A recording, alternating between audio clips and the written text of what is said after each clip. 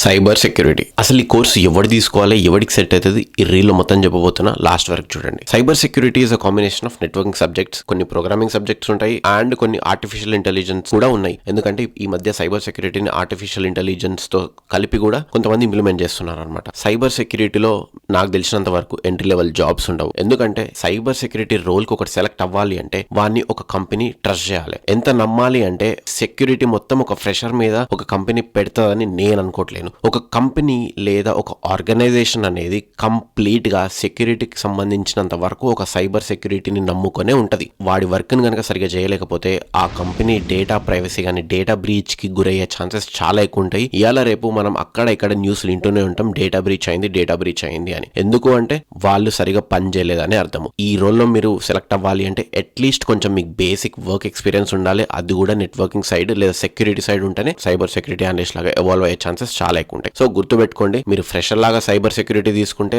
తర్వాత ఆ job role కి సెలెక్ట్ అవ్వడం చాలా డిఫికల్ట్. మీరు ఆ ప్రాసెస్ లో ఏ ఐటీ జాబ్ రాదరాబాయి అని నాకు చెప్పేసి ఒక కంక్లూజన్ కి వచ్చేసేసి ఆ ప్రాసెస్ ని కంప్లీట్ గా వదిలేసే ఛాన్సెస్ చాలా ఎక్కువ ఉంటాయి. సో ఈ కోర్స్ తీసుకునే ముందు చాలా జాగ్రత్తగా తీసుకోండి. ఫాలో మీ ఫామ్.